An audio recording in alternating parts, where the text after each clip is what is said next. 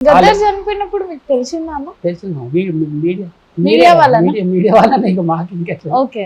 టక్కున వార్తలు వింటాం కదా, వార్తలు డెఫినెట్లీ పొద్దున మధ్యాహ్నం రేడియో, ప్రతి నాయకత్వం దగ్గర రేడియో ఉంటుంది, ఓకే. డివిసి మెంబర్ల దగ్గర రేడియో, వాళ్ళు ప్రతి తెలుగు వార్తలు హిందీ వార్తలు అన్ని ఫాలో అవుతుంటారు. అంటే లేకపోతే ఏం జరుగుతుంది అర్థం కాదు. మరి పొద్దున్న వినంగానే కథం గద్దర్ అరే గద్దర్ ఇదే. అందుకే స్టేట్మెంట్ కూడా వచ్చింది కదా, గద్దర్ స్టేట్మెంట్ వచ్చింది.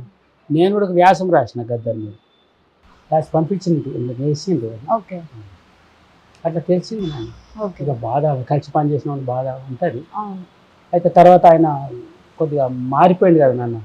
అప్పుడు ఇక కొద్దిగా అరే ఇట్లెందుకైంది, లెజెండ్ ఉంటుండే కదా, అక్కడ వరకు లెజెండ్ కదా, శివాలు గిట్లెందుకు పోయింది ఆయన, ఆయన ఉంటే కాలు మొక్కుతుంటే మనం ఇప్పుడు ఉట్టిగా పనిచేసి సాల ఆయన, అసలు ఉట్టుకున్న సాల, అసలు గట్టెందుకు పోయిండు అంటే ఆయన అది నచ్చింది, ఆయన పోయిండు. కాబట్టి ఆ పేరు ఆయనకు ఒక అంటం చూడన్న, ఒక రెడ్ మార్క్గా.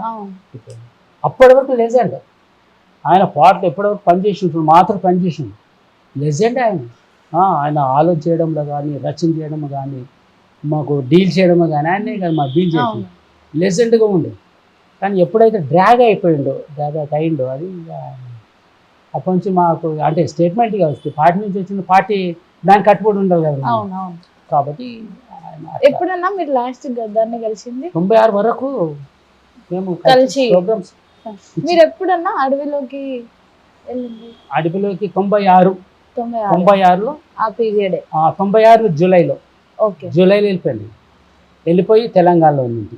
తెలంగాణలో 96 నుంచి 2003 వరకు ఉంది. 2003 దండకారణ్యం, ఓకే. ఇప్పటి వరకు వచ్చే వరకు దండకారణ్యం. ఓకే. మీరు రాష్ట్ర కమిటీలో? రాష్ట్ర కమిటీ మెంబర్. ఓకే.